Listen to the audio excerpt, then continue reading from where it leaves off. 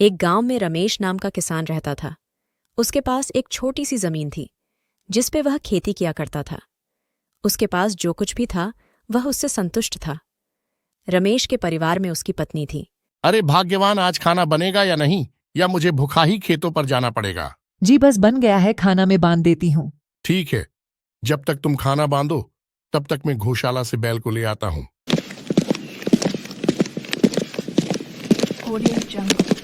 अरे भाग्यवान, जल्दी करो, मुझे खेतों पर भी जाना है। देर हो रही है, सूरज सर पर निकल चुका है। हाँ, यह लीजिए, अपना खाना और समय निकालकर पूरा खा लेना। कल 2 रोटी वापस आई थी। हाँ, वह कल गर्मी ज्यादा थी ना, तो इसलिए 2 गिलास भरकर पानी पी लिया था, तो उसी से पेट भर गया था, इसलिए कुछ रोटी बच गई थी। अच्छा, तो आज पहले पूरा खाना खाना, इसके बाद ही पानी पीना। हाँ भाग्यवान, जैसा तुम कहो। अच्छा, तो मैं चलता हूँ। फिर रमेश अपने बैल को लेकर अपने खेतों के लिए निकल गया। खेतों पर पहुंचकर रमेश ने काम शुरू कर दिया।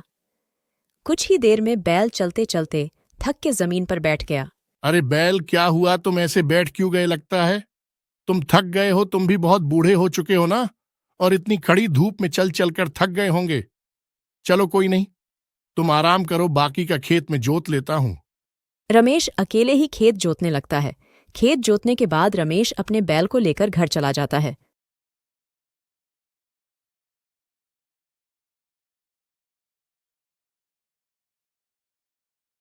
अजी, खुद के खाने का तो ढंग से ठिकाना नहीं है, उसे कहाँ से खिलाएंगे? आप उस बेल को बेच क्यों नहीं देते? वैसे भी अब यह बूढ़ा हो गया है, ये अब हमारे किस काम का? नहीं राधा, मैं इस बैल को नहीं बेचूंगा। मैंने छोटे से इसको अपने बेटे की तरह पाला है। ये भी हमारे परिवार की तरह है। ये बूढ़ा हो चुका है, तो मैं इसकी इस स्थिति पे मैं इसको बेच दूं, ऐसा कभी नहीं हो सकता। ऐसे अगली सुबह फिर रमेश अपने खेतों पर बैल के साथ निकल जाता है। रमेश अपना सारा खेतों का काम करके घर को जाता है। इसी गांव में एक जमींदार भी रहता था जो अपनी खेतों की जुताई गांव के गरीब किसानों से करवाता था। उसके पास बहुत सारे खेत थे। हाल ही में उसने गांव के बाहर एक खेत लिया था जिसकी उसको जुताई करवानी थी। अगले दिन जमींदार रमेश के खेतों के पास से गुजर रहा था। तभी वह रमेश को खेतों में काम करते हुए देखता है। अरे, ये रमेश तो बहुत मेहनती किसान है। मुझे गांव से दूर वाले खेत की जुताई का काम इसे ही दे देना चाहिए। ऐसा सोचकर जमींदार रमेश को आवाज लगाता है। रमेश, जरा इधर आओ। रमेश, मुझे तुमसे कुछ काम है। अभी हाल ही मैंने नया खेत खरीदा है, गांव से थोड़ा सा दूर है। क्या तुम उस खेत की जुताई कर पाओगे? मैं तुम्हें इसके 3,000 रुपये दूंगा। ठीक है जमींदार साहब, मैं आपका खेत जोत दूंगा। बताइए कब से आपका खेत जोतना होगा? तुम कल से ही खेत की जुताई पर लग जाना। अगली सुबह रमेश अपने बैल के साथ जमींदार के खेत पर जुताई के लिए चला जाता है और वहां जुताई करता है। वहां की जमीन थोड़ी सख्त थी, इस वजह से रमेश और उसके बैल को ज्यादा मेहनत करनी पड़ रही थी। अरे, ये जमीन तो बहुत सख्त है, बहुत मेहनत लग रही है इसकी जुताई में। ये जमींदार साहब ने मुझे कहा फंसा दिया। हीरा, तू भी सोचता होगा ना कि ये रमेश कितना चालाक है। सारा दिन मुझसे काम करवाता है। क्या करूं, इस पापी पेट के लिए ये सब करना पड़ता है। अगर ये नहीं करूंगा तो मैं अपना और तेरा पेट को कैसे भरूंगा? खेत जोतने के बाद रमेश अपने बैल के साथ घर आ जाता है। क्या हुआ, जोत दिया जमींदार साहब का खेत?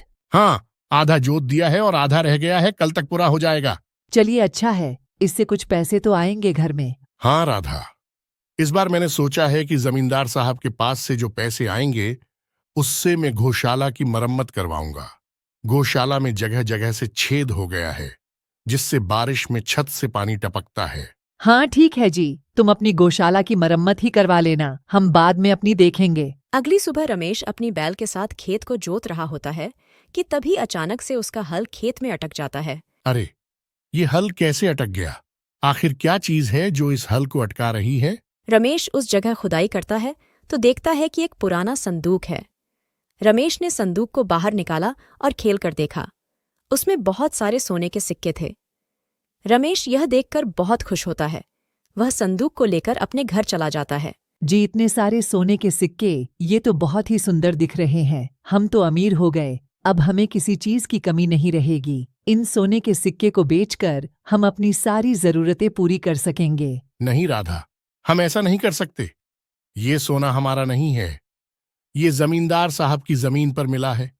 ये जरूर हमसे पहले जो इस धरती पर राजा रहते थे उन्हीं के द्वारा छुपाया गया धन है जो हमें मिला है। ये हमारा खजाना नहीं है, यह सरकारी खजाना है।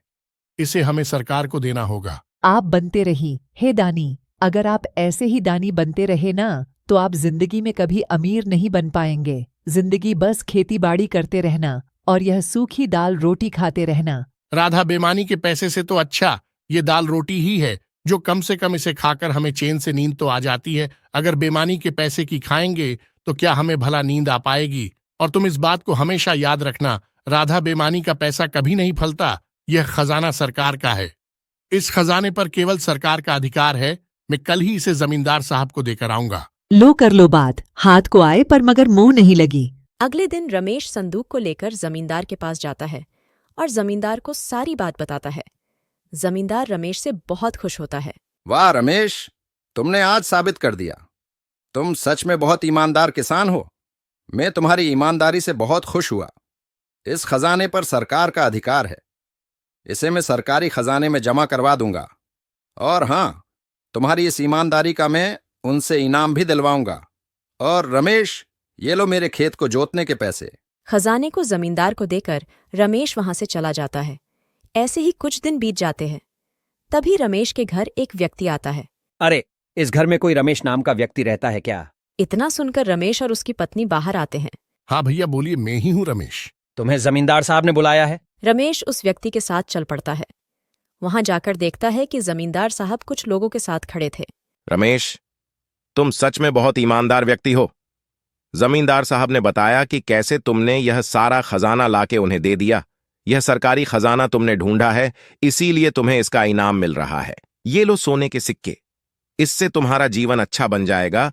तुम्हारी ईमानदारी का और सरकारी खजाने को ढूंढने का इनाम। रमेश उन सिक्कों को लेकर घर आ जाता है। जी, आपने ठीक ही कहा था। बेमानी का पैसा कभी नहीं फलता है, लेकिन ईमानदारी का पैसा जरूर फलता है। आपकी ईमानदारी की वजह से आज हमें इनमें सारे पैसे मिले हैं। सच में आपको पाकर मेरा जीवन धन्य हो गया है। उन सोने के सिक्कों से रमेश की जिंदगी पहले से बेहतर हो गई और वह अच्छा जीवन व्यतीत करने लगा।